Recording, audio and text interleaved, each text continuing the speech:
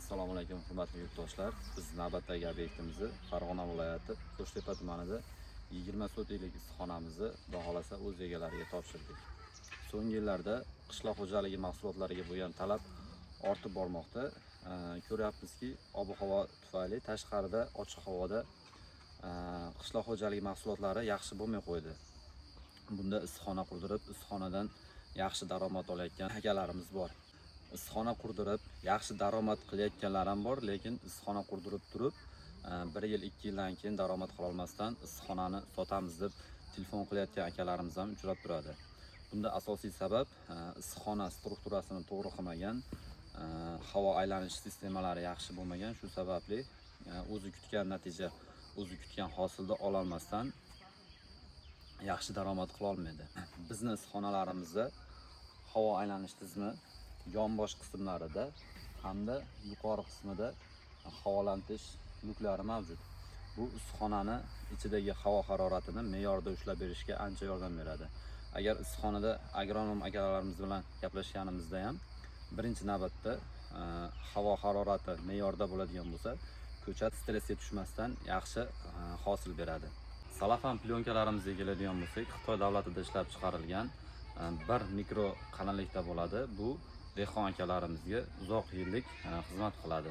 Bir marta xarajat qilib 4 yil 5 yilga doğru boshqa xarajat qilmaydi bu issiqxonamizda. Issiqxonamizni karkas qismiga keladigan bo'lsak, konteyner profilidan yasalgan. Arkalarimizni oralig'i har 220 ga qo'yib berganmiz. Bu xudo xolasa har qanday ob-havo sharoitiga chidamli, mustahkam karkas bo'ladi.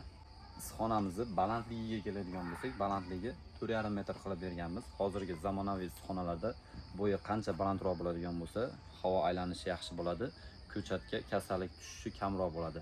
Agar pastroq bo'ladigan bo'lsa, ko'chat dimlanib qolib, tez kasallikka chalinadigan bo'lib qoladi. Hozirgi zamonaviy issiqxonalarda qancha baland qilsa, shuncha yaxshi bo'ladi. Kimga shunaqangi zamonaviy, mustahkam, ishonchli issiqxonalar kerak bo'ladigan bo'lsa, pastdagi nomerlarga aloqaga chiqarasizlar. Butun O'zbekiston bo'ylab qurib o'rnatib beramiz. Narxlarini kommentariyalarda joiz razmerini yozib qoldiradigan bo'lsangiz, narxlarini hisoblab beramiz. O'rtacha hozirgi kunda 2026-yil aprel oyi sanasi bo'yicha 5 sotikdan yuqori bo'ladigan bo'lsa, xuddi shu holatda yonbosh qismlarida luklari hamda tepasidan luklari bo'ladigan issiqxonalarimizni 9 million so'mdan qurib beryapmiz. Agar 2 sotik, 3 sotik bo'ladigan bo'lsa, 9,5-10 million so'm atrofida chiqadi. Ko'pchilik so'raydi, sizlarda qimmat ekan deydi, lekin bizning maqsadimiz issiqxonani qurgandan keyin undan daromad olishi. Agar buni 7 million, 7,5 milliondan ham qilsa bo'ladi, lekin bunaqangi bitta joyda turib 30 metr joyda ochadigan luklari bo'lmaydi. Salafanlari ham oddiy salafan bo'ladi. 1 yil, 2 yildan keyin yana almashtirishga to'g'ri keladi. Sal qimmatroq qilamiz, lekin dehqon akalarimiz oshiqcha bundan keyin boshqa xarajat qilmaydi.